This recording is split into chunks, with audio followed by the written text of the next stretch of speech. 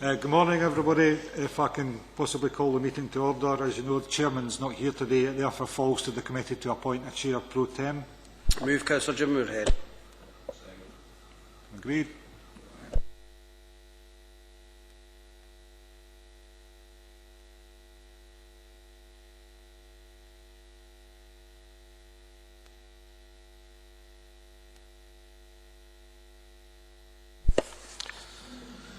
Right, colleagues, welcome to the special meeting of the Performance Review and Scrutiny Committee to go through the quarterly reports.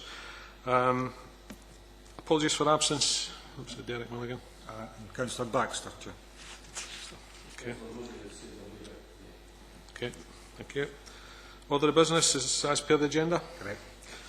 Any declarations of interest? I suppose the standard reminder about the audio recording that the meeting will be recorded. Missed that one. Item 4, the 2012-13 SPI results and revised national data set. Chief Executive. Thank you, Chair. This report sets out the 2012-13 SPI results and comparisons with other authorities. There's 4 appendices to the report. The first one sets out SPIs for Midlothian that fall in the top and bottom quartiles for Scotland. Appendix 2 has the details of trend and comparison on each of the SPIs. Appendix 3 is, I'm afraid, a rather congested look at the comparisons across all the authorities, and I apologise the presentation of that isn't rather easier for you. And Appendix 4 sets out the so-called solace benchmarks, because this is the last year, or the year 2012-2013 was the last year of SPI reporting. Local authorities for many years had complained about the limitations of SPI reporting, and ultimately Audit Scotland said, well, if that's what you think, go out and work out some better indicators for yourselves, and the solace benchmarks are the outcome of that. We first reported our results against the solace benchmarks earlier this year, and in February next year we'll come back with the full set of figures for 2012-13, including comparisons with other authorities. In terms of these SPIs then, I mean, over the last 3 or 4 years, we've seen a gradual improvement in terms of both our absolute and relative performance. So we now have significantly more indicators in the upper half, indeed in the upper quartile, than we have in the bottom half and the bottom quartile. I just want to put one proviso on what we presented to you today, and some of you may have already noticed looking at Appendix 1. In terms of indicators in the bottom quartile, we say on the front sheet, page 3, we have 2 out of 36, and on the page 8 of the report, where we have indicators in the bottom quartile, we've actually included 3 there. Now, let me just give you an explanation of that, and it really relates to the one which is about home care hours per 1,000 population. And the fact is that because of the kind of changes we've made, transformational changes we've made in terms of reablement and intermediate care and telecare, the home care hours per 1,000 population are falling in Midlothian, and that is an absolutely deliberate result of the strategy that we're adopting.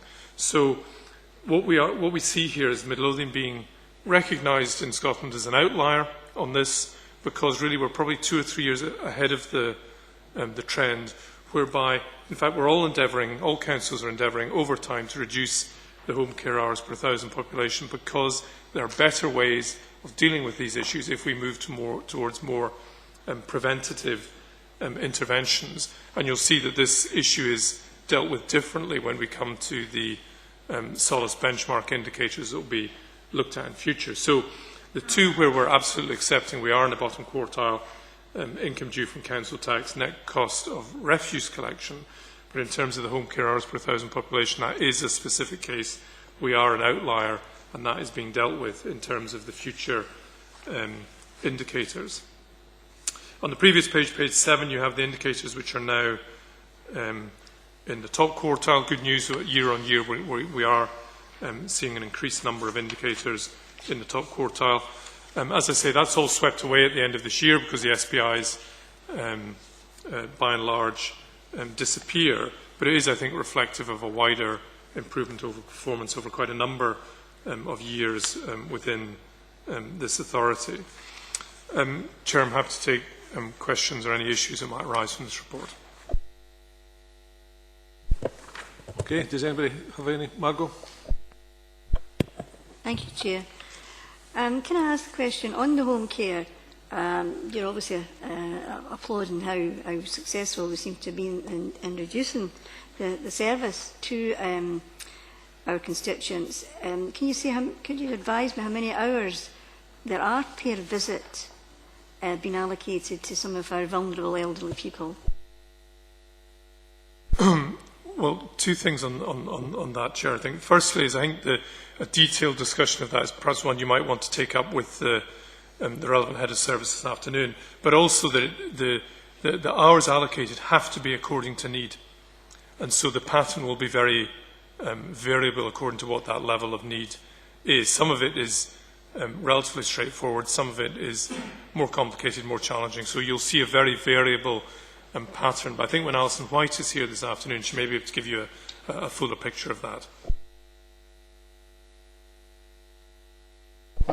Just to follow up on that, I mean, the reduction in the hours, normally you would see that as a reduction in service, but it's not a reduction in service. It's obviously to do with the continuing assessment and to defer the debate for this afternoon. But many of the visits are now 15-minute visits, and I was just the things I'm checking is because the national press has condemned, the national reports has condemned 15-minute visits as home care, and I just wondered how much the reduction in hours is due to us going to 15 minutes. But I'm suspecting that's probably in kilter with other local authorities and the agency workers, because it's no longer providing meals. If the meals are no needed to be provided, they're coming in at meal times to make sure they've had their medication. It's that kind of quick kind of visit, but obviously we're losing a lot from this rapid turnaround, and the levels of expectation, and many people have had the 30-minute visits in the past, and that's an issue obviously we're dealing quite a lot with in social work. But when all your indicators, so that's the one that will be, as you say, you've highlighted rightly, it looks at a kind of sequence with the other kind of benchmarking. And I mean, benchmarking, as you say, the whole agenda of benchmarking seems to have, or the key performance indicators seem to have been changing a lot with the new kind of benchmarks.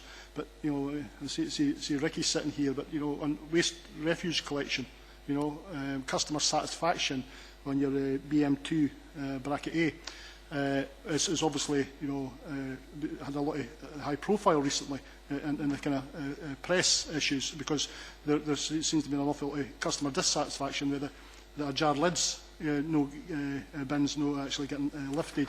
And but on your benchmarks, I mean, these can't respond to peaks and troughs. All these benchmarks are over a considerable quarter, is it, or period of time? These benchmarks are done, and just a wee bit more information on that, please.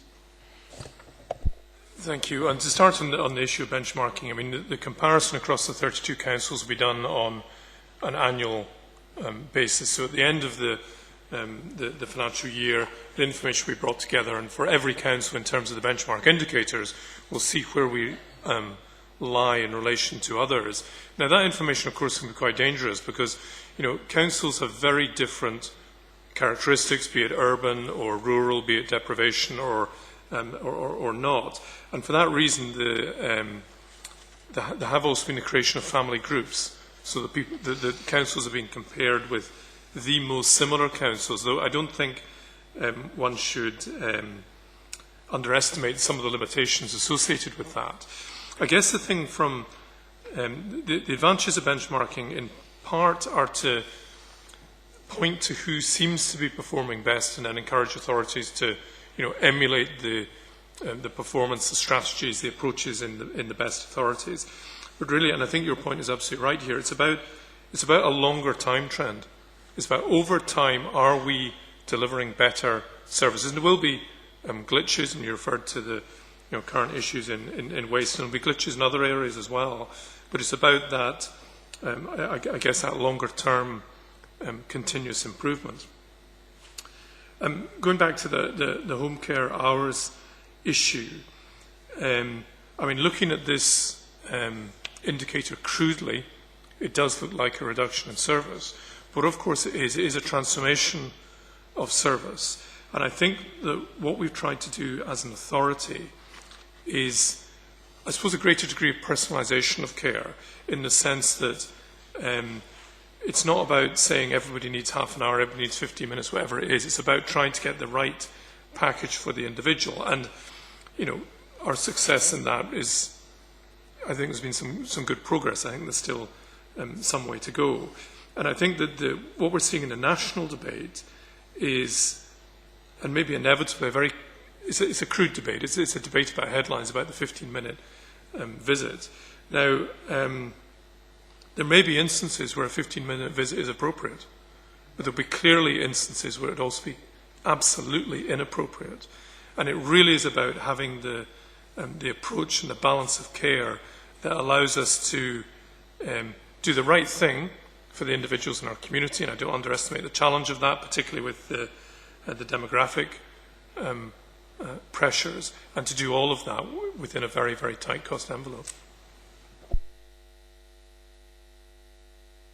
Thanks, Chairman. It's just it's more a presentational approach to how we do these things. And I mean, in a sense, we always do it, don't we? Everybody does as a committee. You look at the what's the worst, and then you have all the questions on that. But if you look at the second, third, and fourth quartiles, and you add that together, the global picture out of the 30 odd indicators are that we're actually not doing that great. And the problem is that you're having to compare the way we go about doing things with what happens throughout Scotland. And the Chief Executive is quite right about that. Now, how confident, I suppose, are you, Chief Executive, that by the Solish benchmarking and these indicators that will kick in next year, how confident are you that you will be then able to just look across the 32 local authorities and say there's a sameness? I mean, for example, in presentational terms, you talk about how the home care thing, we didn't do very well, but hey-ho, there's a story behind that. Problem is, it's about banner headlines, and the worry, I've always worried about presentation figures, because the difficulty you always have is as soon as you give an explanation, it leads you on a journey that you don't necessarily want to go. And I just wonder, what will the impact be in the following years vis-a-vis if we were to just take what we've been presented with today and run it through the benchmarking, from the Solus benchmarking, how would we fare within ourselves, I suppose, really I'm asking. Thank you. I mean, that's an interesting question, because you'll be aware that at COSLA and elsewhere there's been quite a lot of nervousness about the kind of the league tabling of issues, and the idea that performance in Glasgow is really comparable in any sense to performance in Orkney and Shetland. So I think that the concern has been that it's always likely to lead to easy headlines, and yet the complexity behind that is very, very significant. But on the other hand, we also recognise the merit of benchmarking. I mean, in terms of our educational performance, we have, I think it's 5 authorities that we have historically benchmarked against, and that has told us, both in terms of the absolute figures and in the trend, that we need to improve our performance. Because actually, if you look at authorities which we can justifiably compare ourselves with, 5 for South Lanarkshire, West Lothian, that they are ahead of us, and we need to do things about that. So I think there is a useful aspect to it from a council point of view, and it's and for councils, and councils are competitive with each other, and chief executives are competitive with each other. None of us want to be the one that's down at the bottom of the league. But I suppose it's about being You're trying to be big enough to say, well, okay, there's a lesson in that, and we're going to do something about it, if there is a lesson. I think the difficulty is, I think that's the point you're getting at, is that the comparability sometimes is very difficult to justify. I think that, and our performance overall in the SPIs, if you look at our distribution of indicators across the four quartiles, is above average, because by definition, on average, people will have 25% in each quartile. So we're above average, and that's positive. I think in terms of the benchmarks, I don't think we're going to be stellar. We're not going to be ahead of everybody else. We're going to be somewhere in the mainstream. But what we can tell in this authority over the last number of years is that our performance is improving across the majority of indicators. The challenge now is to really improve it on the indicators where, for whatever reason, we've stalled or not made enough progress. That's educational attainment, where improvement hasn't been sufficiently fast over time. And it's also, I think, positive destinations, again, where we're improving, but we're still towards the back of the pack. Now, what will be very interesting, I think the figures are published in the next month or so, month or 2 months, are the latest figures in positive destinations.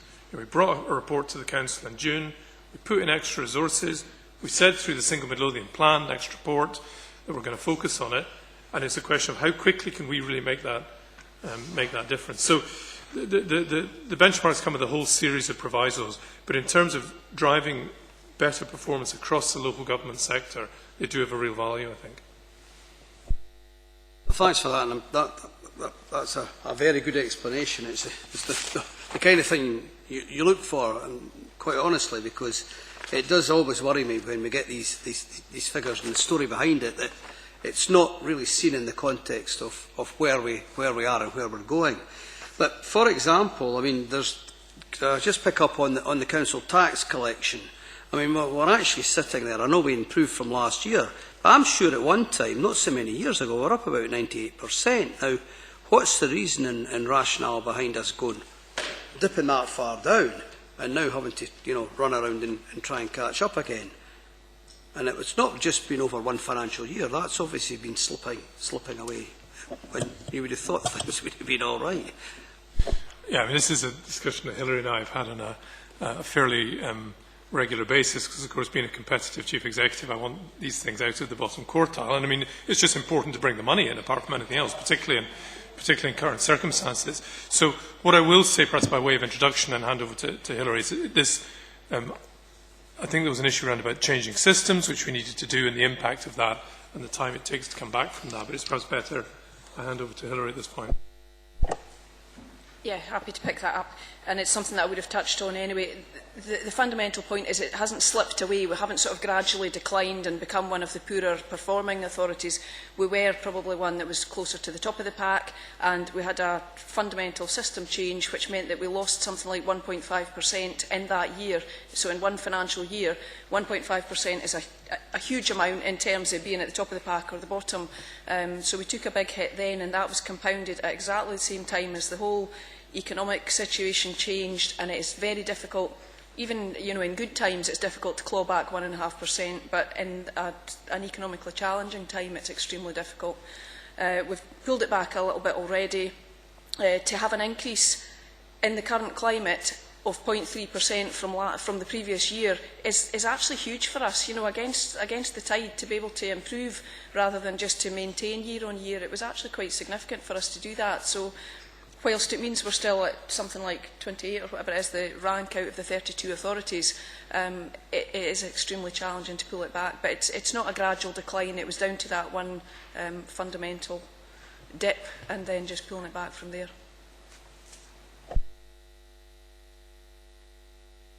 Yeah, I'm just thinking, it can't be all just a league table. It can't just be all KPIs. It can't just be all year on year competing with others. Sometimes you need to take a step back to take two forward. Sometimes you need to spend a lot, in early years intervention, and education was a good one. To see the results coming forward in a few years' time.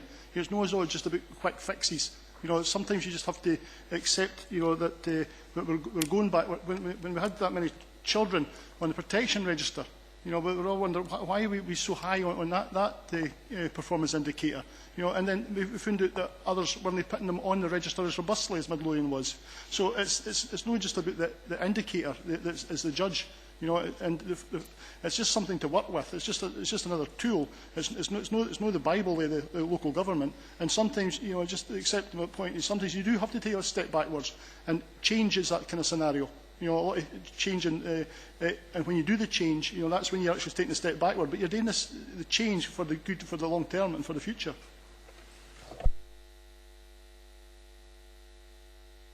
I absolutely agree. I mean, indicators are never more than a proxy. It's about long-term, sustained improvement in services to our consumers and customers. Absolutely. Okay, have we exhausted discussion on this item? I agree to note the 2012-13 SPI. Okay, thank you. Right, moving on to item 5, quarterly performance reports, and first one is Midlothian Council as a whole, so it's Kenneth. Thank you, Chair. I mean, this is a very extensive report, and the reason for this is that twice a year, after 6 months and at the end of the year, we bring forward a report that sets out progress against the single Midlothian plan in its full extent, and this is the report for the first 6 months. So I'll be relatively brief in my introduction. We pick out in that first page, page 61 of your agenda, the 3 priority areas, and then below that the 5 thematic themes of the single Midlothian plan. And then these are the performance against each of these is set out in the report. So there's a lot of detail there. It relates to, you know, right across the service areas of the council. Perhaps what I'd pick out on page 68, we have issues around about emerging challenges. I think these are all fairly familiar to you. I pick out the positive destinations, which I mentioned earlier, the whole challenge of health and social care integration, and the critical aspect there is that we focus on care for people and not on structures and governance and issues such as that. Welfare reform and the constrained funding and demographics. And then the PI summary for the Council as a whole is on pages 61 and 70. And as I say, after that, it's everything set out under the 5 themes of the single Midlothian plan. Some of the issues there, ones you may wish to bring up with heads of service, will be in attendance this afternoon, but happy to answer any, or endeavour to answer any questions on the detail at this stage. Open now to discussion. Have we got any questions or points to make?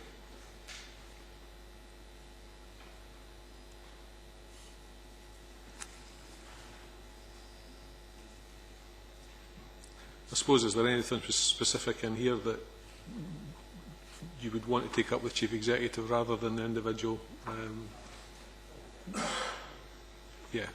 Go into the more of the detail. So there's nothing here that we feel that we need to draw attention at the moment. No? Okay, agreed to note this paper. Great. Okay, then we'll move on to resources division. Commercial operations first. Ricky. Thanks, Chair. I'll go over the salient points in the first page, and then I'll pause and allow any questions. In terms of waste services generally, obviously I've indicated there that our recycling rates are continuing to go towards the Scottish Government target of 50% recycling by the end of 2013, and we're certainly well on the way. The only thing perhaps to mention there is that we've got an interim contract in place to deal with our residual waste or grey bin waste, and that currently goes to a facility that New Earth Solutions provides. The only kind of unfortunate thing is that they had looked to have a recycling facility built by now, and what that would have done would have increased that recycling level by another 3 or 4% anyway, but unfortunately that's not came to fruition. In terms of where we are with our kind of end treatment facilities, as I've indicated there, Aluna are due to progress construction of the new food waste plant in spring of 2014. Currently they're doing some additional site investigation work. Linked to that, we now have agreement with Network Rail to construct the bridge that allows access into the site, and they're doing that as part of the Waverley Line construction works. Final dialogue with preferred bidders for the residual waste is ongoing. There will be a report comes up to Council on the 17th of December giving a fuller update, and the intention is that we'll then come back in the spring of 2014 seeking Council's agreement to sign the final contracts with the preferred bidder at that time. In terms of the road network, I've mentioned there that as part of the existing capital plan, we're actually replacing street lighting with LED street lighting. The benefit of that is that it reduces our carbon footprint, but it also reduces the energy required to power these. One of the things that I'll hopefully be able to come to Council in the very near future is an update in terms of LED lighting. We're currently working with a group, Salex, and through Scottish Futures Trust. What they're looking at is that they're offering funding at 0% interest if there is a business case can be made for the provision of LED lighting. And what we're talking about here is not a kind of piecemeal thing, it's the entire street lighting network.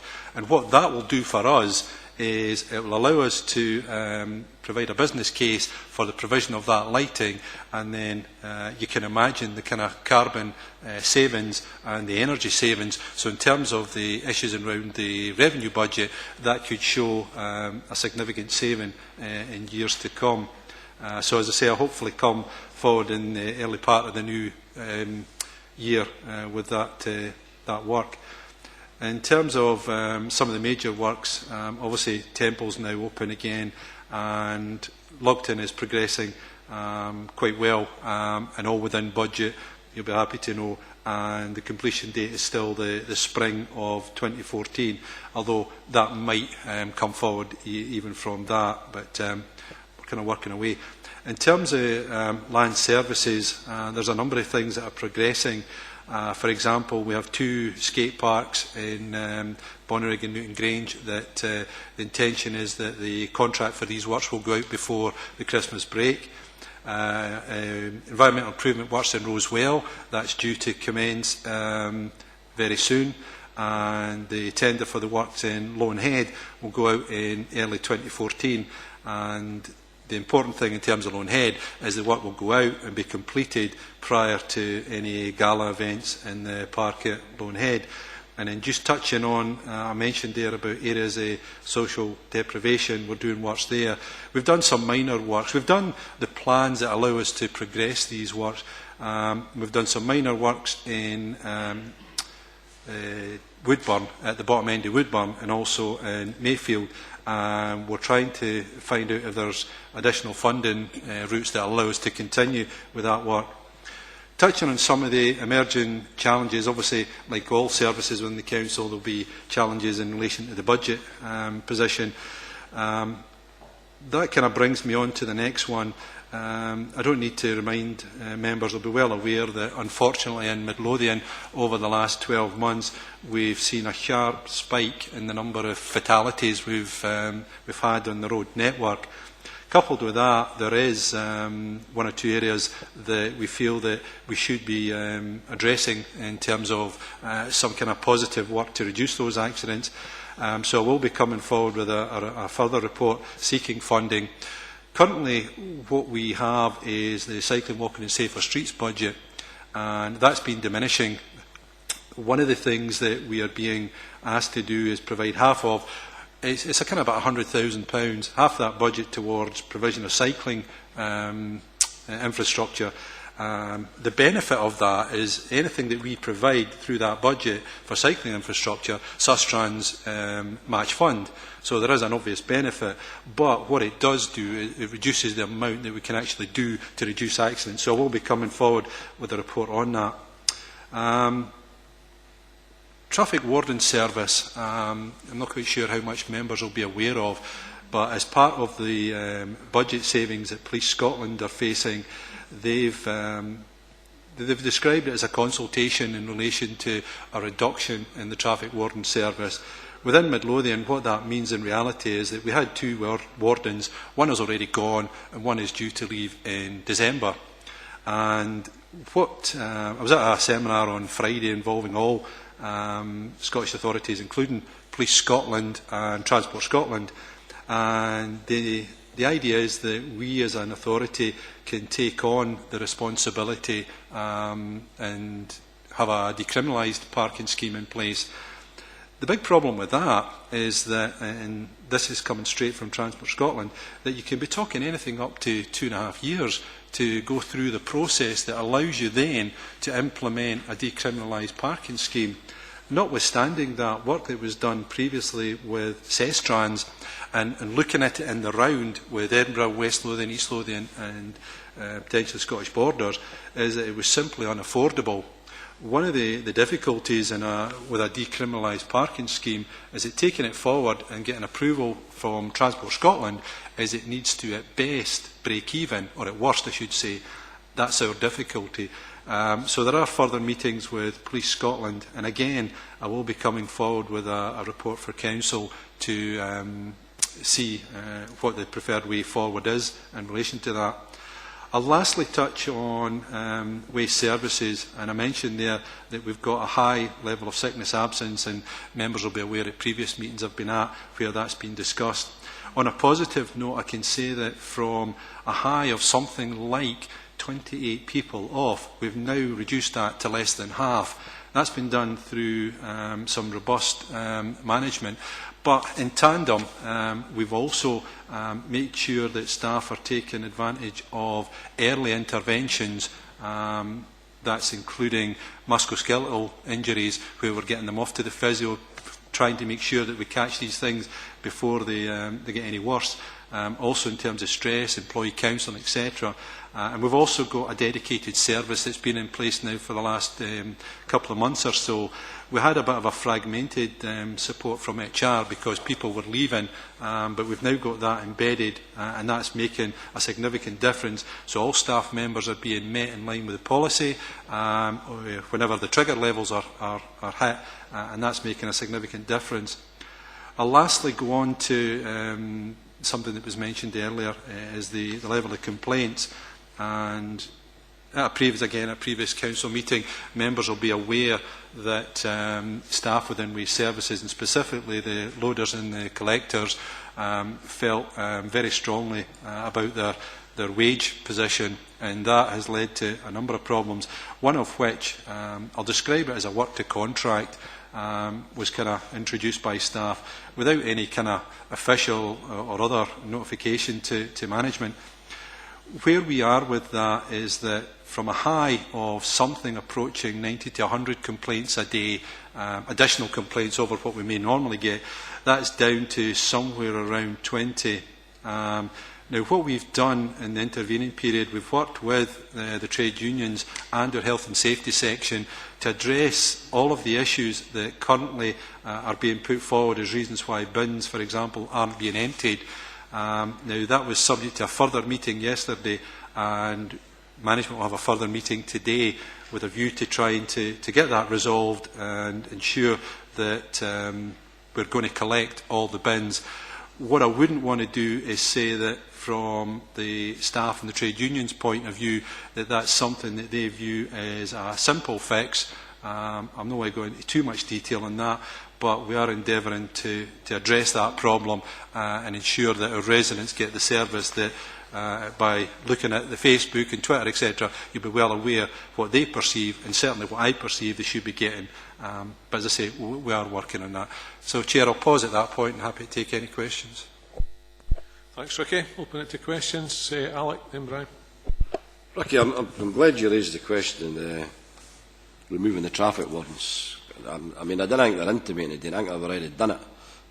In Dalkeith, in particular, where we've got quite a lot of double yellow lines. There's cars parked all over the shop in Dalkeith. Even if you go to the North Wynd, where there's double yellow lines, and there are a car park next door to it with a free parking for an hour, they're just dumping the cars on the double yellow lines in the Wine because there's nothing happening whatsoever. Nothing happening whatsoever. No traffic wardens, nobody getting booked. And I've spoke to Margot and Jim Bryant, the locals. Would it be possible for the council and the Dalkeith area, I can't speak for other areas because I just don't know how bad it is, and I can't. I mean, I live out in Danderah, but I think there's only one corner with a double yellow light at the co-op outside the police station, but it's still parked there. But would it be feasible for us to employ even taking somebody to Switch as a traffic warden in Dalkeith Town Centre? And I'll say it in simplistic terms. If they book them at £50 a head and you do 10 bookings a week, that's £500. That would cover their wages. Now, that's simplistic terms. I don't care. The details obviously got to get the money in. But I think it's something we could look at for to try and stop the over-parking in Dalkeith Town Centre. It's a nightmare. And in the same way, no doing what they do in Edinburgh, like dish out to the Blue Minis where they make, it's the companies that makes the money off it. But in this, if we did it and if we generated a surplus, then it could go to good causes in Dalkeith. Or it could even go to sorting potholes. I don't know. But I think it's something worth looking at. And some of the other, like say Pennycote, they might be the same. I don't know. I'll maybe reflect on the conversation I had with Police Scotland reps on Friday. As things stand, the responsibility for enforcing any waiting restrictions, double yellow lines in Midlothian rests with the police. Their view going forward is that they will still respond to incidents where there are dangerous parking or likely to cause an accident. So that will be extremely limited, and I would suggest that that might be during what I would describe as the normal working day. The reality is that that's going to be very few incidents. The options thereafter, in terms of the traffic warden service, unfortunately it's not as simple as just having somebody book. What you've then got to have is the whole kind of back office service. So you've got to have somebody there to administer that and also provide an appeals process. Currently Police Scotland have that. One of the options that was offered by the police potentially is to extend the traffic warden service for perhaps a limited period, provided the local authority wanted to pay for that. As I say, when we looked at this with Sestrans, the cost of providing the service you describe is probably a six-figure sum for Midlothian Council. So in terms of going forward, we have options to look at with the police continue to provide a service, to run our own service, or to have some kind of shared service with another local authority. You mentioned Edinburgh and the Blue Minis. Wherever they're located, if we decriminalise parking, effectively that's what they would be. The business case that we would have to make with Transport Scotland to allow us to do that means that I'm not going to say it's a target, but we would put figures to Transport Scotland to say we would generate X number of tickets, and they would say that, yeah, that covers your costs, and then they would give the tick to allow the legislation to progress. So, unfortunately, the situation that you describe has a number of hurdles to get us past that, and as I say, the options that we are going to look at are as I've described, and they're the only viable options going forward. Can I just say, everybody seems to be treating it as an absolute fait accompli, that because the police decide that they didn't want to do this anymore, that's what's going to happen. Is there nothing that can be done? Because we keep moving towards taking advantage of economies of scale, and it would seem to me that the police have the economies of scale to be able to run that on behalf of the public more efficiently than individual councillors have. Is there nothing being done to dispute this with the police? What I can say, Chair, is that Kenneth and I do have a meeting with Police Scotland to kind of discuss that very issue. When I was at that seminar on Friday, it was an Assistant Chief Constable that was there, and he was quite clear that what they've done is they've completely, from top to bottom, reviewed all the services they provide. they believe that their core role is the safety of the public, essentially that. And in terms of traffic warden service, that does not come up sufficiently high within whatever criteria that they've used. So in relation to trying to save the money, and he was quite open about it, he said it is about saving money. My problem with that, it's not taking cognizance of the additional cost it will place on authorities. There's 14 authorities currently have decriminalised parking, but they are in the urban areas, so your Edinburghs, Glasgow's, Aberdeen, where effectively they've got a captive audience to have both on-street parking provision and paid for, and obviously there are a number of people that incur penalties because of the difficulty of parking otherwise, and that income allows them to sustain decriminalised parking, whereas in a semi-urban, rural area like Midlothian, that just simply doesn't stack up for us. Because take Dalkeith as an example, if we were to introduce decriminalised parking within the area as is, if that was robust, i.e. the Blue Meanies were robustly policing it, people would do one of two things. They would go into the paid car park potentially, but what they would do is migrate into those streets where there are no controls. So for example in Dalkeith it would be up to the S-Banks, potentially down to the Woodburn areas, because the distance where they've got to park and walk is relatively short, and that's what would happen. See, Jim, just got to come. I didn't agree with that, Ricky, because we didn't put the shoppers parkers into Dalkeith until they built the parking right at Shawfair or Toad Hills. And I would think if anybody travelling from Edinburgh, and let's no Kirwasillo, most of the illegal parking is council workers park their cars because they can't get parking spaces. You couldn't even get parked at the back the other day.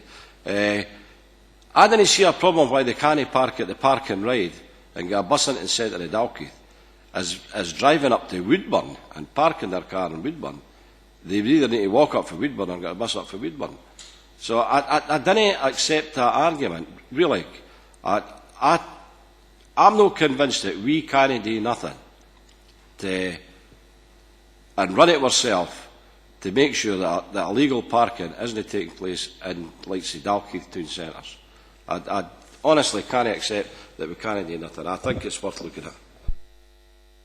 Sorry, Councillor, what I'm saying is I'm not saying that we can't do it. All I'm saying is that there is a significant cost to it, and that's what I'll be bringing forward to Council for consideration, that if they want to take on that additional cost, then decriminalised parking can be introduced in Midlothian. So as I say, the only caveat to that is that there is a substantial cost from the studies that we've done previously.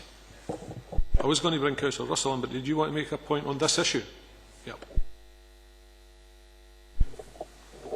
Yeah, it's, I think I tend to agree here with Alec. I know in Pennycook, in the High Street in Pennycook, where it's supposed to be controlled 30-minute parking, folk are parking there all day. Now, it has been raised with the police traffic warden, but I'm afraid he's fairly inefficient. He tends to go and warn them and let them off. And, you know, there's very little tickets, I think, issued anyway. But they're parking there all day, and businesses have been complaining to me that folk can't...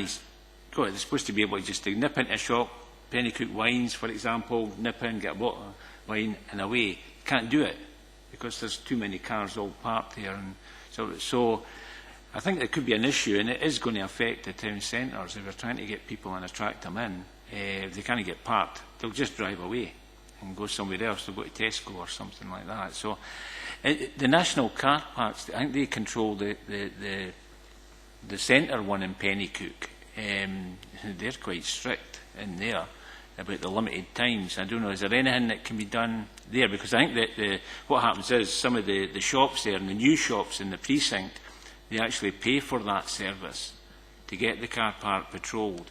Is there any way we can work with somebody else that keep the cost down, or work with the business? Is there anything we can look at that? Or? With Lidl, etc., up in Pennycook, you're talking about private land, and a private operator can do effectively what he likes. The difficulty we have is that when you're talking about the adopted road network, there is a significant process that you must go through. There's no choice about it, because what you're effectively doing is introducing a legal order that if you park on that street, the local authority, through the decriminalised parking legislation, can then take punitive action, if you like. We can issue a ticket, or indeed, as you'll be aware, we can take your car away, compound it, all the rest of it. You need to go through that legal process. There's no shortcut to doing that to allow you to get the power to enforce those restrictions on the public road network. There is absolutely no shortcut to it. The recent one that has done it in a semi-similar kind of set up to ourselves, albeit they have some additional urban areas, was East Renfrewshire, and it took them just under 2 years, and that was with a strong following wind, additional resource to kind of push it through. That was the time frame they took. Okay, I was going to call Brian. You were coming on this parking issue, right? And then I'll get you, Brian.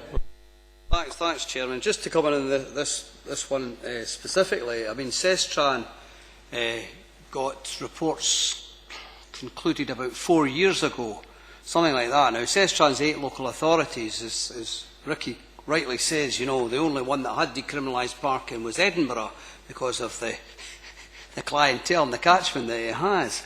The other one that's now looking to introduce one is prior to this announcement by Police Scotland, is Fife, because again it's all about the ability, because of the numbers, to do that.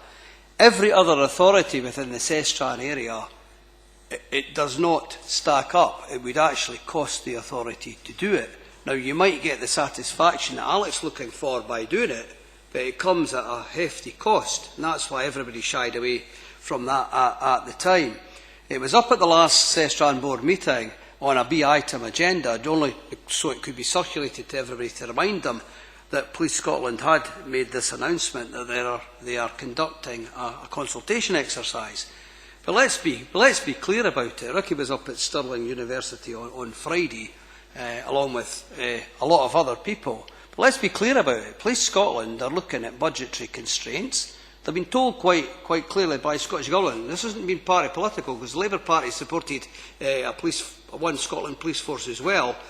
But when you go for that, they went away with the agenda that is, what can you cut out? And it's like the Chief Executive continues to remind us is, what do you do? What do you do with a partner? And what do you drop? And Police Scotland have decided that they feel that the whole warden service is something that they don't want to continue with. Now, what I've done in my capacity as Chair of Sestran is asked Alec to hold a meeting with the 8 authorities, officers and the elected members that have the portfolios for that, so we can sit down to see if we could get some economies of scale. Because I certainly believe, Chairman, that if we work together, we can get something there that would satisfy the comments that you're making, Alec, and indeed Ricky for that matter, and you, Derek, as well, that we can get something that's going to be robust enough. However, Chairman, I have to say it's going to take time. And the difficulty we've got is this is due to kick in next April, and the authorities are already saying that they are not going to be in readiness to do that. Now, I don't know if you can come to some sort of negotiated deal that Police Scotland continue to do it until something new came in and replaced it. The difficulty is that means you have to have buy-in and sign up by the authorities to do that. And I don't know if right across Scotland, the tapestry is right for everybody to sign up to that. But that's just for information, Chairman, because at this moment in time, it doesn't stack up for Midlothian, and I'm not even sure if it would stack up for us going with some of the other authorities, dare I say, East Lothian and Borders. I think we would probably have to look to Edinburgh to have a, dare I say, a nationwide, a Sestran-wide scheme. In other words, 8 local authorities all buying into the one thing.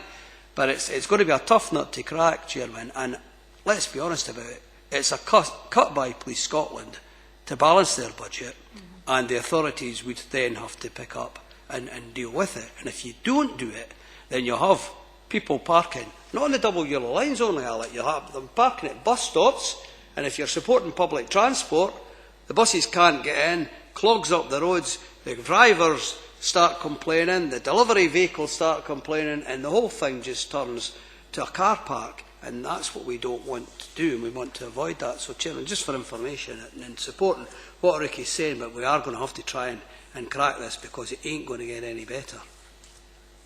Right, that's helpful, Russell. I think we've probably exhausted this one. Can I move on now? Brian, unless you want to say something about that. You've been waiting patiently.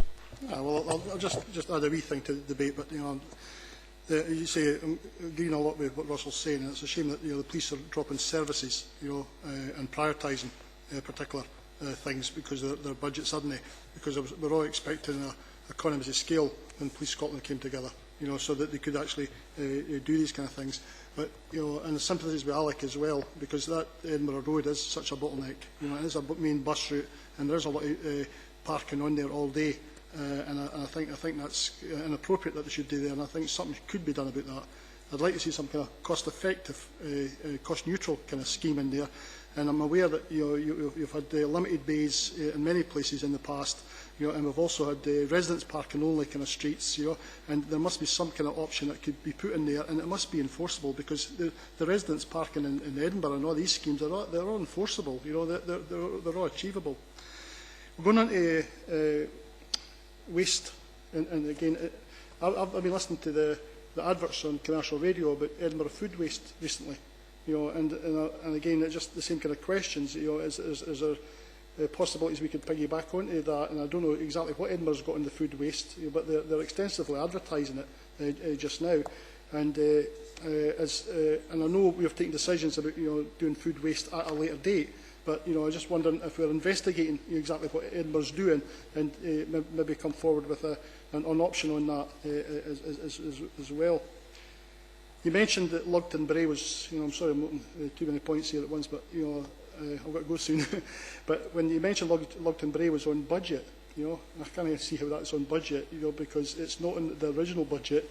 We never had that kind of monies in our contingency funds, or our highways funds originally, and nobody could anticipate the high cost of that. And and also we keep asking, when is it going to be open, and what's the final cost going to be for that repair? Because if we'd known in advance it was going to be as big as that, I don't know if any alternatives could have been discussed. But it's just been seemed to be going up and up. The kind of costs of that repair bill there. On the skate park issues, you've raised it as, and I think I'm highlighting the fact that it's community funds that's done this. It's not actually council funds. It's had support from council officers, but I particularly know about the Newton Grange one. It's very much a community budget that's achieved that. In Newton Grange, we anticipated that getting constructed in October, and then we hear it's been held up. Again for the economies of scale kind of question, and to go with Bonnyrigg, and I wonder if that is on economy scale, is that going to lower the budget or lower the end costs? Doing the two at once under maybe the one contractor and putting it out to a different kind of tender arrangement for it, because the community are waiting for it in Newton Grange, and if they're told that they're to wait patiently because there's going to be a saving, that sweetens that kind of blow.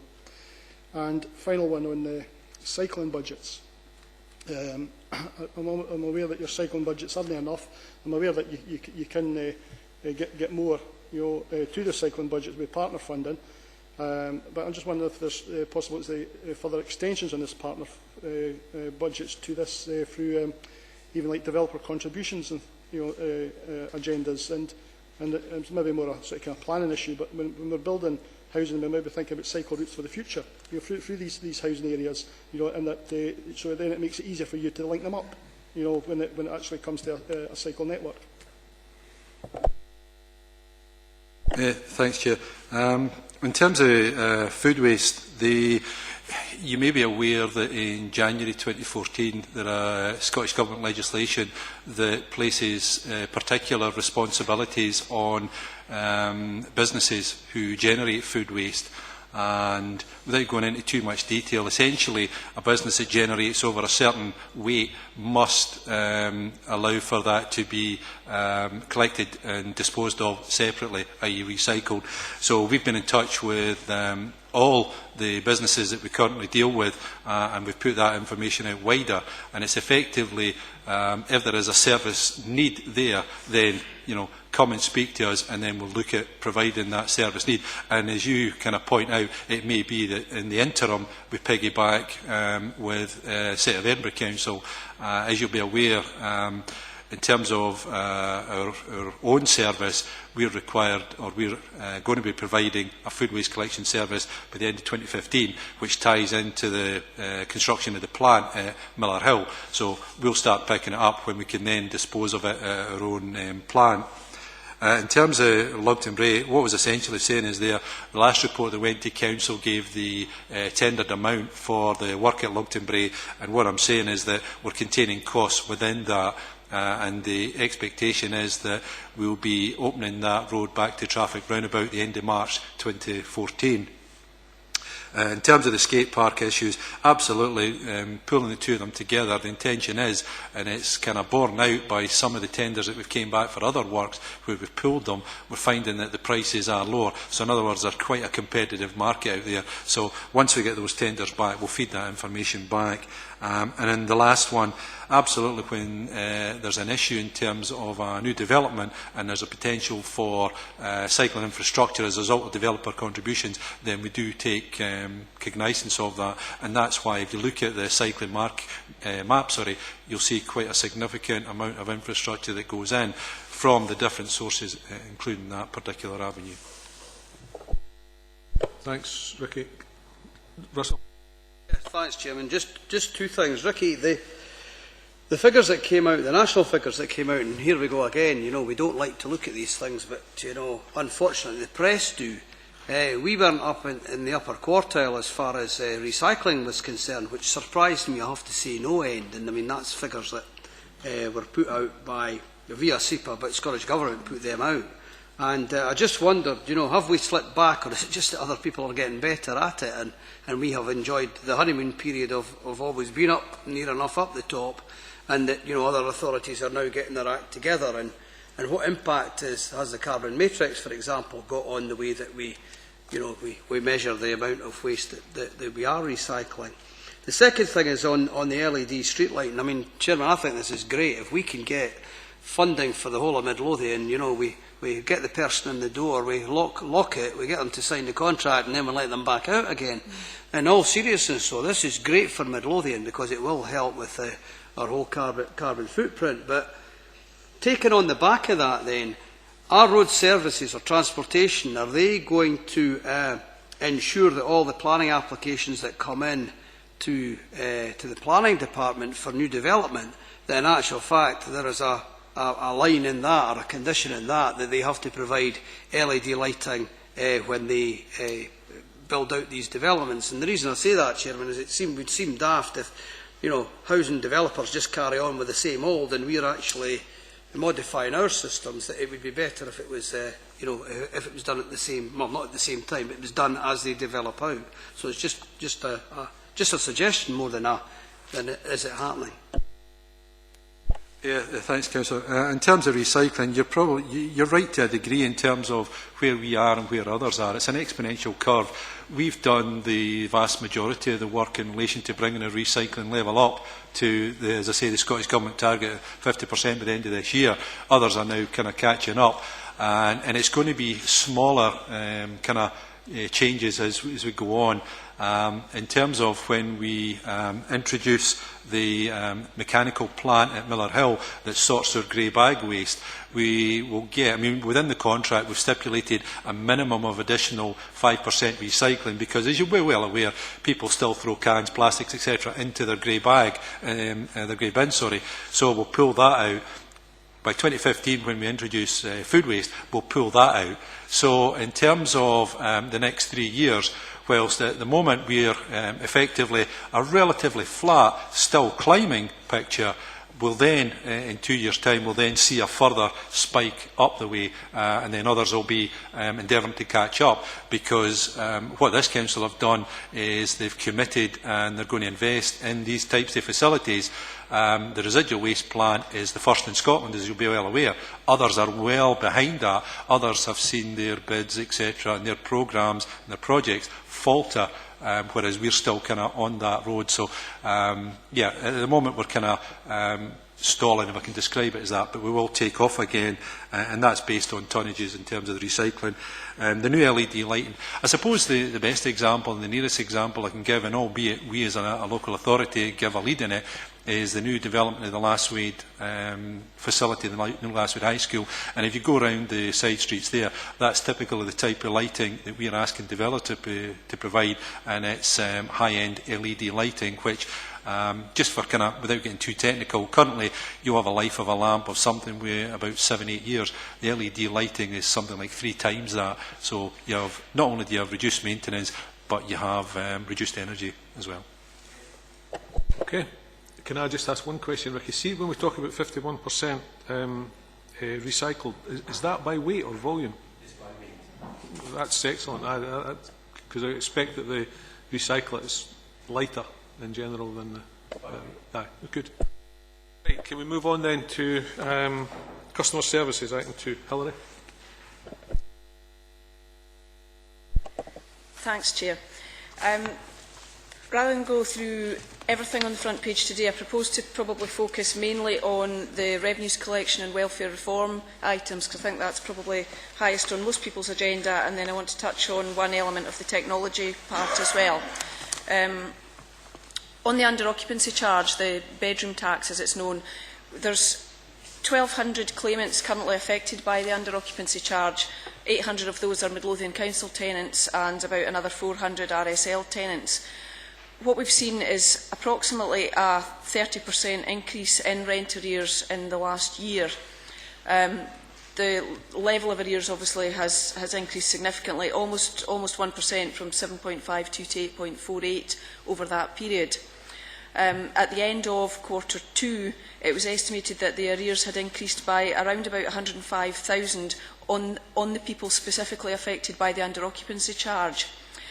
Out of those particular, out of that group, around 26% who are affected by the under-occupancy charge have actually made payment and had no arrears. Almost half, so 46%, had accrued arrears of less than £250, so now fall into that category. And around 28% actually had arrears greater than £250 by the 30th of September. So they now fall into the second category of rent arrears, which is what's deemed to be serious arrears. This has actually, for the first time, seen us take the serious arrears category higher than the overall rent arrears. So it's about 9% now, the category of serious arrears. And the reason for that is a lot of these people who have never had a liability at all before and have now started to accrue a charge, if they've not been paying it, as soon as they hit the 13-week trigger, even if that amount is relatively small, as soon as they hit the 13-week trigger, they are deemed to be what's known as serious arrears, so they fall into that category. We've seen a huge increase in the volume of activity that we've had, the volume of proactive activity in terms of rent arrears letters that we've been sending out. So something like a 40% increase in the initial arrears letters compared to the same period last year. There's also an increase of over 100% in terms of the number of visits that we've actually carried out in the sort of pre-notice stage. So prior to taking court action, we're doing twice as many visits basically as last year. Obviously, the non-eviction policy that we've got in does impact on that, but we're not seeing, it's not purely as a result of people that have just got under occupancy charges. So there's just a bit more work in terms of delving into each of these and looking at the individual circumstances. We were allocated a significant sum of money, well, a smaller sum and then a subsequent sum in relation to discretionary housing payments. And as you know, there are particular categories that we've tried to target in terms of offering that additional assistance. Overall, it's not going to be enough to be able to help all the people for whom there's a shortfall as a result of that, but we've certainly been able to allocate that as best we can to help to top up people who are incurring that shortfall. The additional thing that came in Q2 in relation to benefits was the benefit cap. Now that affects only a much smaller number of people, but there's around 48 claimants in Midlothian who are affected by the benefit cap, which is a maximum of £350 for single people and £500 for couples in terms of their overall income in a week. So we have 48 households for whom they fall foul of that, and the housing element of that is the last bit that gets paid. So again, we're working proactively with that category of claimants. Moving on to the Scottish Welfare Fund, so this is the crisis grants and community care grants that we have taken over the administration of since the 1st of April. What we saw was really, in line with the rest of the country, a significant underspend in terms of the amount that we had actually paid out in the first half of the year. As I say, not just at Midlothian Council level, but at a national level as well. Scottish Government have been working with local authorities on that, and they've actually changed the guidance now, which gives us a little bit more discretion that we can offer that, again, a bit more widely. There's still proactive work in terms of people being asked to take that up, as it were. But we're now seeing an increase, certainly in the last couple of months, in terms of the amount that we've paid out. It's putting, obviously, a huge additional burden in terms of the administration, and we've realised, certainly quite quickly, that the additional administrative resource that we put in there isn't enough, and we've actually been recruiting again. Just as recently as yesterday, we were interviewing to try and boost the additional numbers to deal with the volume of calls that we're getting. Just as an example, during October 2013, Contact Centre took 600 calls just in relation to the Scottish Welfare Fund elements, and that resulted in 369 applications actually proceeding. So some people, straight away we can tell them they're not eligible, but for those 369 people, we then take them through quite a lengthy application form, and then that application obviously has to be processed, and there's the subsequent disbursement of money or vouchers or whatever. Just to give you some information on that, what we've paid out so far since 1st of April, about £135,000. To give you the breakdown, 29,000 of that's gone out in cash, about 24,000 in food vouchers, and around 74,000 in vouchers that have been for furniture or other household goods. A total of about 2,000 applications overall. The procedures are working relatively well. It's really just an administrative issue for us, and I suppose we're finding that we're administering that pretty well, but it's probably to the detriment of some of the other areas where we're prioritising the calls that are coming in on those crisis lines.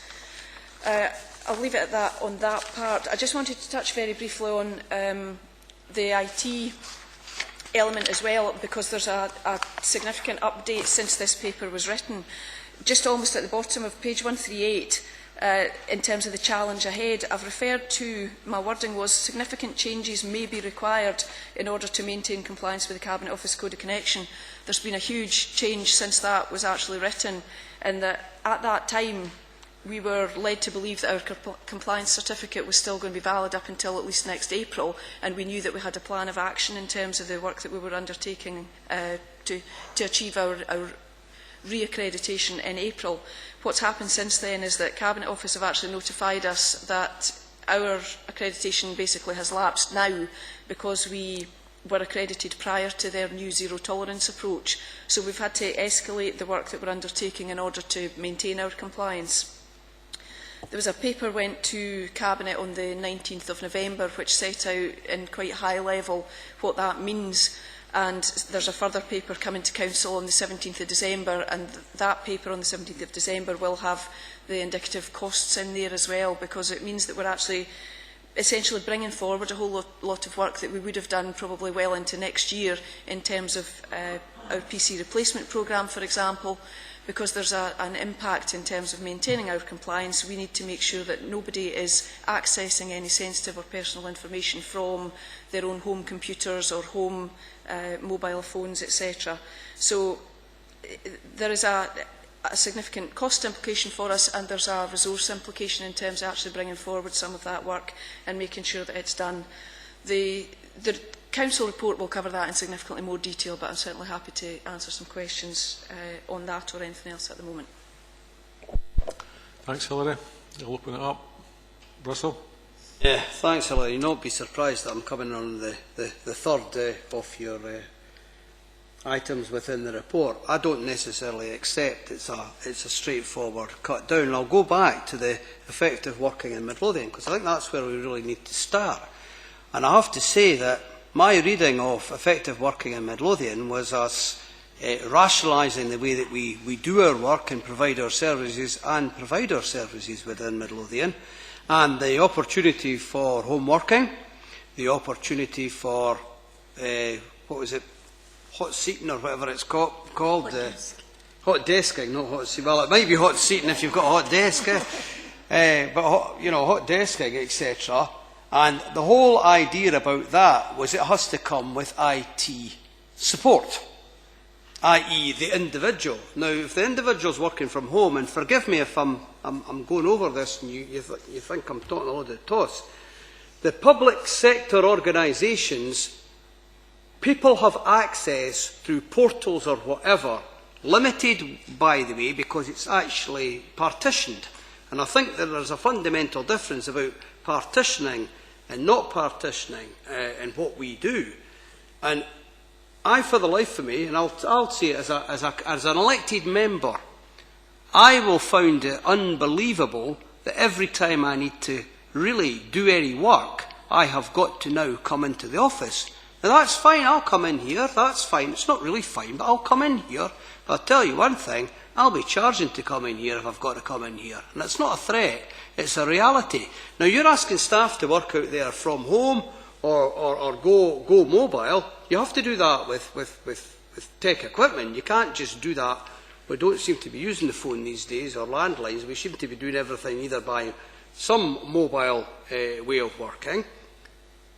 Staff, if they cannot get access from their home, and it may be something you've forgotten about, you just want to check up on, in the future will then have to make a trip that's unnecessary, in my opinion, to do that. Now, reading the stuff from the Cabinet Office doesn't actually give me the same conclusion as the item you put up to the Cabinet in Midlothian last week on the 13th of November. And I just think, and I'll ask you the question, is it because it's costly to get a solution that we're not doing it? And I say that in all seriousness, or because you would really have to say, and the reason I'm asking that is you'd have to say to people, what are your needs? What do we need to provide so that you can still do your job of work effectively, efficiently, and indeed better? What do we need to provide as a local authority to the staff, and yes, I'll put on elected members as well, that allows us to do that? Now, my understanding is that local authorities are actually taking all different approaches to that, and I've spoken to the leader of the council just yesterday about it because I was concerned. He's now raised a strategy group meeting that he sits on in IT within COSLA, and he's looking for COSLA to write to the Cabinet Office to try and find out where they're going, because different local authorities are taking different approaches. Now, if you go, this is a one for all, and it's a fix it for everybody, I would argue, for example, Hilary, that I don't want to get into births, deaths, marriages, information exchange about DWP, blue badge registration, criminal history, delayed discharge applications, even email communications of NHS, police and central government. I don't want to get that. I want to have a situation where, by the way, not on a blinking small iPhone, that I can look in at emails with attachments and not need a magnifying glass to see them. I want to have some source of doing that. Now, at the moment, I can get in either via my laptop with, dare I say, council accepting an agreement, or my hardwire computer in the house. I can get in to information on my emails and on my diary. Now, that's two aspects of life that helps me go about doing my business. Now, if I've got attachments, it's going to be so many megabytes or even gigs now these days of downloading to do. The last thing I'm going to do on is a phone. So therefore I want to do it on a computer. Now, to do that by not being in the office, in future, according to what you're saying, I won't be able to do. Now, I don't accept that, and I think there's got to be a halfway house found here. And if it means that you have to partition information that falls within that data protection that we're talking about, then let's get the IT put in place to do that, and let's make it that you can have a portal or whatever that allows staff and elected members to get the information that they require to do their job and carry out their work. And that's why I just maybe take a different slant on what you're saying. And I really would like to see from the Cabinet Office down in London here, I would like to see a bit further explanation of why that can't be done. Because I don't hear, and I spoke to the leader, as I say, yesterday, and by the way, he works a couple of days a week for an MSP. And now he's concerned that, again, if he's sitting in, dare I say, the office down at the bottom of Hollywood Road, he's not then going to be able to carry out some of his elected member work, but he'll be able to continue to carry on and get access to Scottish Government work. Now, that's just nuts. I would put it to you that there must be something along the line that common sense has to prevail here. And it'll have a big impact on our staff as well. Because up until now, we've been encouraging staff, as long as health and safety was okay, to be able to have an office environment within their house if they had that. And that was one of the things that we were doing. It was part of the rollout programme of effective working at Midlothian. And I just think it blows a major hole in that. And I just put it down to, is it cost or is it factual? Hilary. Thank you. Maybe I've not explained sufficiently in my introduction, or maybe there's not enough information in the Cabinet report that you've read. There is absolutely a technical solution in place. It's not just down to cost. In order to put in place the technical solution that we have, there is a significant cost attached to that, yes. But absolutely, there is a technical solution which we are providing, which we're doing exactly as you're saying, identifying the people who have got genuine business needs, who need to be able to work from home or work mobile, remotely, whatever, whether they just need access to emails or whether they need access to the whole suite of all the things that you read out. All that work absolutely is underway, and people will be provided with the necessary technical solution in order to allow them to do exactly that. It's no different to what we have just now. People who are permanent home workers are issued with council-encrypted laptops, council-supplied equipment in which they can do all the things that they need to do from wherever they like. That's absolutely fine, and that's exactly what we're going to replicate in terms of people who have a business need, like elected members, or like people who need to work remotely, whether it's 1 day a week or 3 days a week, or, they're all over the place. The technical solutions are there. There's no doubt about the fact that we can provide something. The bit that cannot be done, and you're very welcome to argue with Cabinet Office if you like, but they've told us categorically cannot be done, is that we cannot have people sharing personal information and our own networked information on the same device. So what we can't do is provide a solution whereby people can use their own home PC. If they need to work from home, they need to be supplied with a council-owned, council-encrypted and council-secure device, laptop, basically. It wouldn't have to be a laptop, but we've chosen that laptops obviously make most sense in terms of being mobile. But it has to be a device that is purely secure for our network and for this private information. We've had, as you can imagine, there's lots and lots of networking groups and benchmarking groups, and whether it's IT professionals or through COSLA, all these groups have been all over this over the last few months, and we knew that the new compliance, the strictness of the new compliance regime has meant that lots of local authorities over the last few months have been essentially issued with a notice telling them that they had 28 days to comply or their network was getting switched off. Now, that's just not an option for a local authority to be in that position, so we have to comply with what we're being asked to do, and we've had an ongoing wrangle with the Cabinet Office, ongoing dialogue. I think Ian Ragg, our Information Security Officer, is on first-name terms with half the people there, because what we have to persuade them of is that the solutions that we have in place are robust and are secure and are perfectly adequate, so that we can still have an element of flexibility in terms of home working and mobile working in order to support EWIM and support hot desking, all the things you talk about. We need to provide evidence to them that that is a secure and safe solution for us. The bit where we actually kind of won an argument with them, they were really pushing us down the BlackBerry route, and what we've done recently, over the recent sort of months, is offered people a range of different options in terms of mobile phones. So we had a couple of BlackBerry options, a couple of iPhone options, and Cabinet Office were adamant that the iPhone solution wasn't satisfactory, and we've actually been able to persuade them and demonstrate to them that using the Good for Enterprise technology that we have, that actually, as long as you've got two-factor authentication, that we can actually make that secure. But what you can't do is use it as a personal phone as well. It has to be secure, and securely that part of the environment has to be absolutely tight, so that there can be no opportunity for any data loss or for anything to be potentially hacked into, etc. If there was an easier solution, if there was something that we could do that was a bit more relaxed, we would be doing that. This is not us trying to, take the opportunity to take a hard line that we don't need to. It's not just about cost avoidance. I mean, clearly there's a significant cost to be able to provide people with the solutions that they need. But for people who have that need, absolutely, that's what the paper that comes forward to Council on the 17th is about. It's to tell you this is how much it's going to cost. Now, hopefully most of that can be met from money that was already earmarked as part of the PC replacement programme. So for people who do have a genuine business requirement to have a laptop, instead of us replacing their desktop PC with another desktop, what they will get instead is a laptop, and they can then take that home and it can be flexible.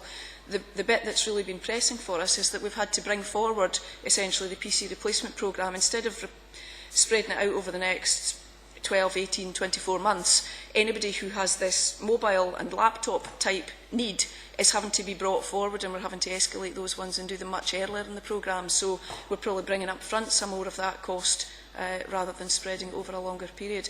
But absolutely, it's not about not having an adequate technical solution, because the technical solution is there, and the fights that we're having ongoing in terms of what we can provide and what we're allowed to do with the Cabinet Office, believe me, we're doing as much as we can to take a hard line on that.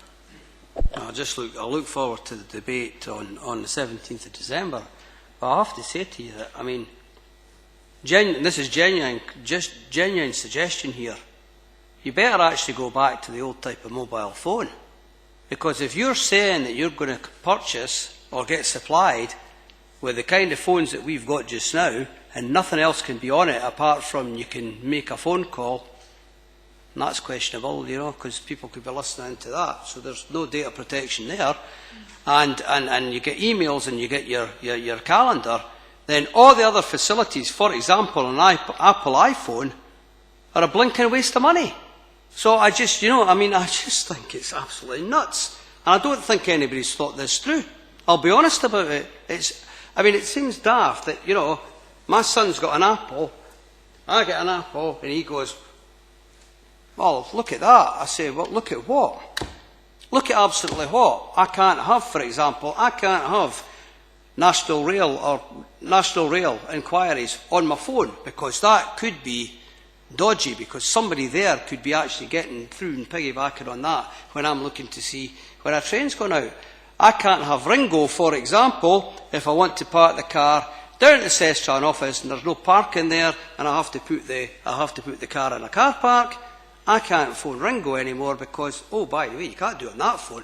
But use your personal phone, Russell. I don't think so. And that just seems nuts.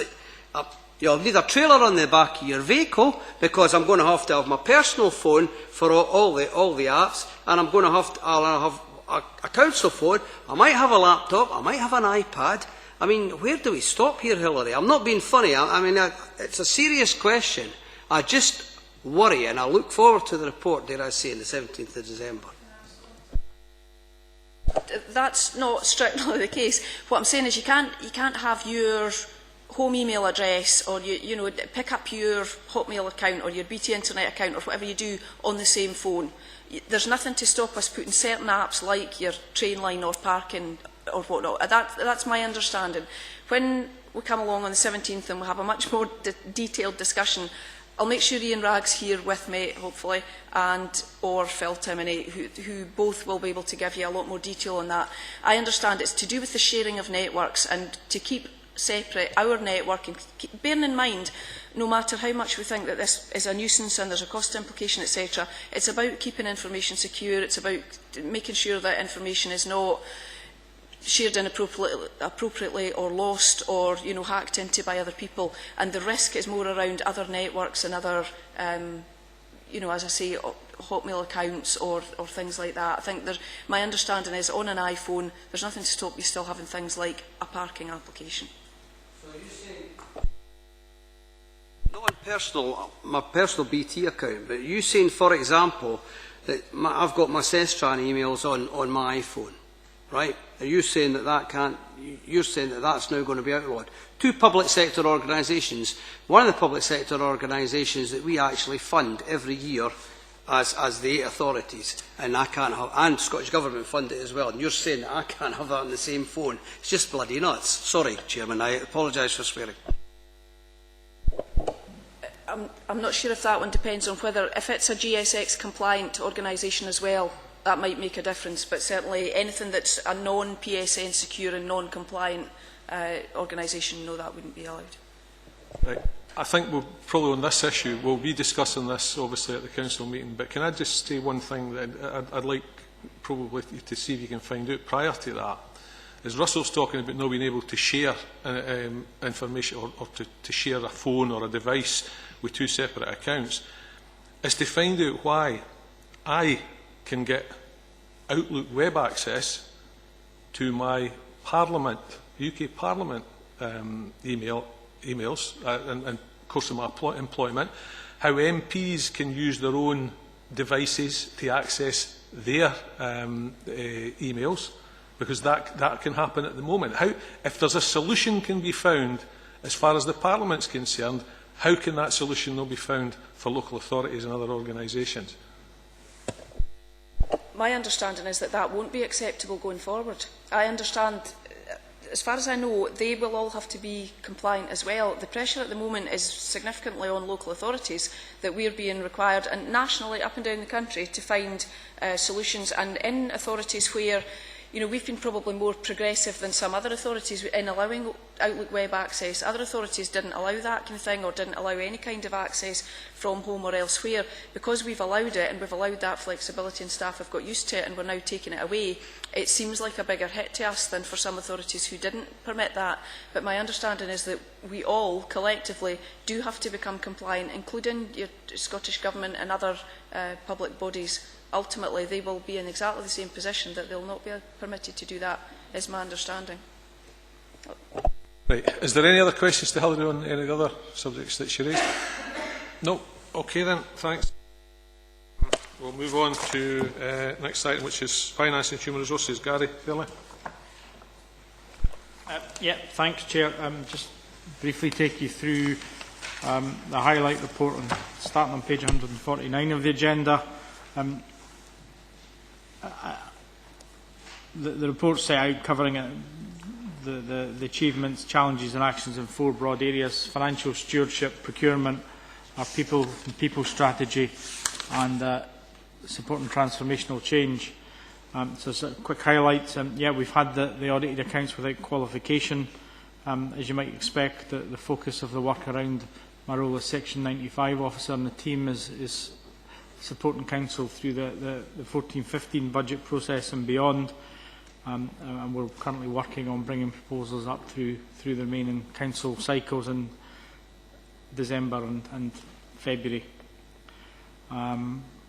Internal audit and their action plan has been reported up through Audit Committee and remains on track. In terms of procurement, we've now gone live on the purchase to pay system, so that's more like a bit more like an Amazon shopping basket type approach to buying things. We've gone live on that in sport and leisure, and it's gone down really well with the staff concerned, and we've got a programme to roll that functionality out throughout the rest of the Council. We hope to be moving into the school sector around April next year. So that's been a really good achievement in the quarter. Last Friday we had our latest assessment of procurement from Scotland Excel, and we've jumped up to 60% in terms of the score. So we're still at improved performance level, but that's been a bit of a consolidation and improvement. our focus really in procurement is and the challenges around the whole issue of contract and supplier management. So we've tended to focus on the tendering process and getting that compliant and squeezing money out. Now it's about being clear on what we're actually buying, and then once we have a supplier and contractor in place, working with them to make sure we get absolute value for money. And that's where the team's focus is at the moment. In terms of people, we're still in the very early days of the Switch programme, but we've had two services have closed down, including Pentland House and Pennycook, and we've managed to find placements for those staff through the Switch programme. Indeed, some of the staff that have gone into Switch have been in one day and out into alternative permanent jobs the next. So the early signs are very promising. Healthy Gold Working Lives Award achieved. The challenges are around the continuation of making sure that Switch delivers, and we, as more people are displaced through the changes, the workforce reductions and other changes in the council, that we are able to find them paid employment elsewhere in the council, and so that's a focus of our attention. Also focus on the wider HR transactions. We've got a 12-week project on their way at present to really look at what are the issues that we need to resolve to make the service truly fit for purpose. The outcome of that will be an action plan that will deliver over the next few months in terms of a series of improvements. That will include the areas around auto-enrolment and making sure that we are compliant with the requirements of government in terms of putting people into the pension fund, and then it's their choice whether they opt out. In terms of transformation, myself and Colin Anderson lead on the integrated service project. That's an area where we're looking at all of the services which form, for want of a better word, back office, and looking at the options for that going forward. And proposals on that will be brought forward through the transformation governance arrangements over the coming weeks and months. Happy to pause sort of there in terms of that very swift review and take any questions committee may have. Appreciate your swiftness. Anybody got any questions or comments? No? Agree to note that report? Okay. Finally, moving on to properties and facilities management. Gary Sherritt. Thanks, Chair. I'll endeavour to be swift as well. Notwithstanding what the discussion around the IT technology we've just had, EWIM and the asset management rationalisation continues on. We have completed the fit-out to Fairfield House, and if you haven't actually gone and had a look at the new accommodation in there, I would encourage you to do so. It's a different approach where the hot desking environment is now in place, and provided the IT technology is there, it would allow quite a change in how we deal with our work culture. SFT financially supported the project in terms of the furniture procurement. That was done in partnership with 3 other councils, and whilst the individual contracts were left with the council's needs, the whole project saved us considerable amounts of money in the process. They've come out and inspected the works and are happy with that, and that's now been rolled out in a more national programme to others who are going through the same asset rationalisation. Phase 2 housing continues. We've issued the tenders to the shortlisted contractors following the PQQ process. Those returns are expected in Q4. We've had 33 queries to date, and those 33 queries have been responded to. So we're dealing with those as and when they arise. There was an extension requested by 2 of the contractors, just in terms of their workloads, which is an indication that the marketplace is actually starting to pick up for contractors, and we're starting to see a bit more activity in the construction industry. But we still expect good returns into the start of next year.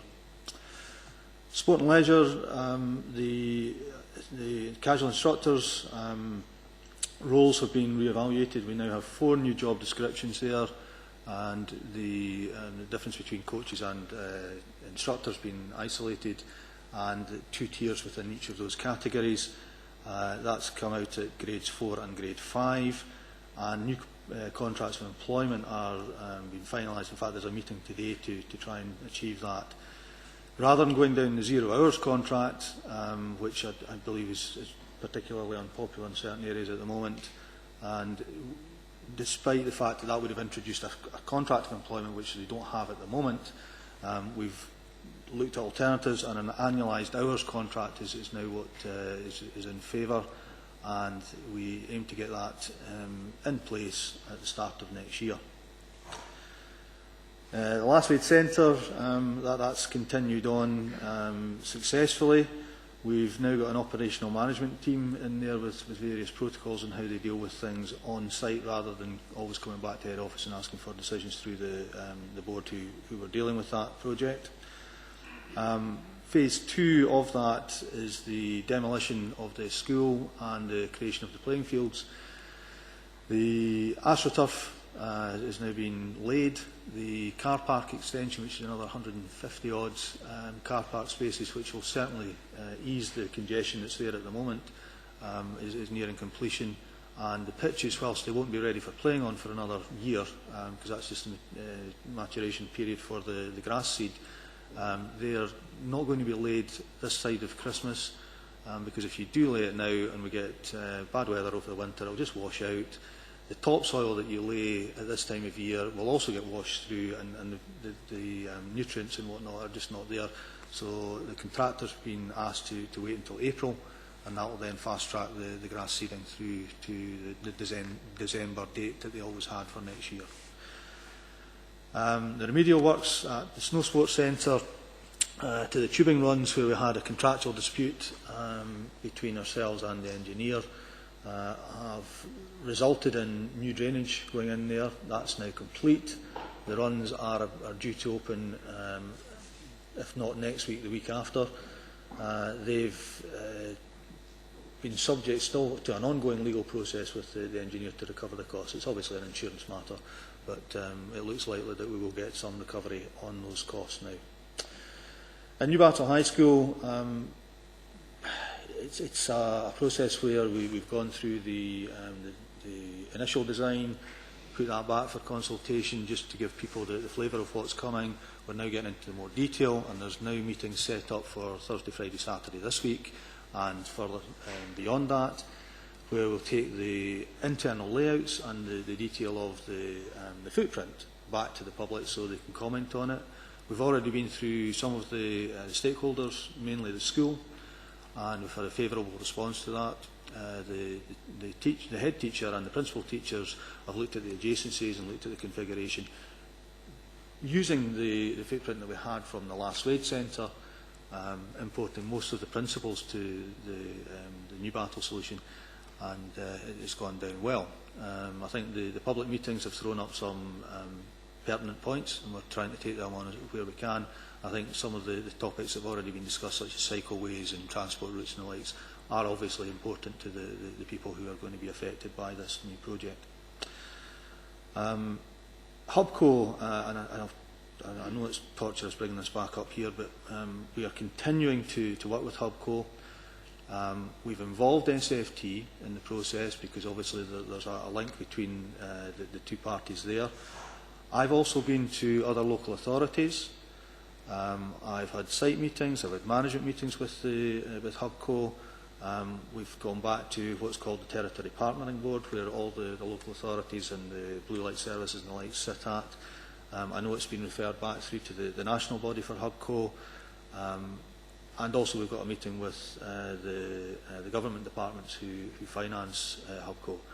All of that is to try and get best value for money for this council. We are still seeing the bureaucratic approach slowing things down, and we're not seeing the transparency that we would like. And I'm being open and honest about that because I'm still endeavouring to get that. And that has to be the two main items that need resolved with Hubco before I can come back and say, hand on heart, we've now cracked the nut there. We've not got there yet, but we're really working hard at trying to get that solution in place. I'll stop there and let you ask questions. Thanks, Gary. Any questions or comments on Gary's report? Yeah, Thanks, Chairman. Just go through them as a collective, Gary, and then you can respond to them. Just the experience of going in with another couple of councils on the tendering thing. Obviously, that was a best value effort that was made there. Seeing timing did that have any delays built in, or was that just because it was used for the first time by us in the sense of that we going down that level of tendering? That's the first one, just to see what did we get out of that, what's the lessons to be learned, I suppose, really, as I'm asking. On Phase 2 housing, you say that the returns are going to be coming in by Q4, which is, takes us into next year. That means we'll start a build on site probably, after that quarter. It means that there's kind of like a delay in the house building programme, because as we're completing all the first phase, there's going to be that cooling off period where you don't actually have that kind of activity. It's not so much for what's happened just now, but for the future, if we do go into a Phase 3 programme, can we ensure that we are doing it so there's a continuity rather than a stop-start methodology that's been used here? And did we endeavour to do that, but there's been something else that's inhibited us from doing that? And just on the Hubco thing, I mean, you hear all over the place. You pick up snippets from other authorities that are still having the same kind of problem and don't quite see the way forward. And I certainly know that the primary schools that we had to put through Hubco, we've hit the buffers in the same way. Is there anything that can be done? For example, with the leader of the council, can we ask him to actually go and intervene and try and maybe speak to the government minister to say that this hasn't been as effective and efficient as everybody thought it was going to be, and that we should just maybe, dare I say, shake people up and down a wee bit to get them to see sense? Because if it is going to be about best value and us getting the best for Midlothian and the taxpayer, then surely if it's worked before, why can't it work now? And it's kind of looking at it on that round. Thanks, Chairman. Mr. Chair, the tendering process was for the furniture procurement under the asset rationalisation. We actually took the lead in that. We decided that the benefits of bundling the packages together would really benefit us more than the other councils. They were doing it in a smaller way. We were talking around about 250, 260 workstations. They were down 50s, 40s, 80s numbers. There was no particular delay. What we found there was that the procurement process had to be written, agreed by the other parties, and then returned. As I say, we took the lead in that. It was our construction department that wrote the tender documentation, the PQQ process, involved everybody, but we benefited mostly from it. So it was a beneficial project, and I think it's one that is going to bear fruit, because Scotland Excel have seen the benefit of the rates that we got through that, and they're coming in to speak to us about the procurement outcome and the framework that we've got, and see if they can tap into that and then extend that through Scotland. So it's been a positive experience. The housing, the build programme, whilst yes, there has been a delay, and in part that's due to the contractors asking for that extension of the tender process. The continuity has been held back slightly because we've tried to create the efficiency of having our own design portfolio of house types, rather than going back time and again and asking them to redesign the house types in every single build as we did through Phase 1. We've got a suite of houses now that can then be pulled off and put into the design and build process. That will create an efficiency through the whole construction project. So yes, we'll see a small gap at the front end where we will be in a discontinued programme, but that should then ease the flow going forward. If we go into a Phase 3, we would use the benefits of having that designed, and we'll tweak them as we go through and use those, import that into the next stage. So yes, there has been that slowing up in the process, but we should benefit. The staffing arrangements I've got there's temporary workforce that are in play there, and again I can take them out of the equation when we don't have the need for the costs going through the design service there. Hubco, political intervention has already taken place to a degree. I know there's been letters written, and I know that the Minister has been approached on that. We've had responses coming back from departments influenced by the Minister's discussions. SFT particularly, and their director, John Hope, has now become involved, and I'm due to discuss the whole topic with him. I think we've taken a lead as a disputing council, if you want to call it that, the whole process. And I'm not suggesting that the process is wrong. All I'm suggesting is that the process at the moment is not working to the benefit of those involved. It could and it should, but it's not there yet. And we'll do everything we can to influence that and turn that round to a process that will give us the best we possibly can get. You satisfied with answering that last one? Because you did mention asking the leader of the council, but Gary's suggesting there's been political involvement, so you're quite happy with that? Yeah. Right. Anybody else got any questions or comments? No? Okay, right. Thanks for your attendance. Back here at 2 o'clock.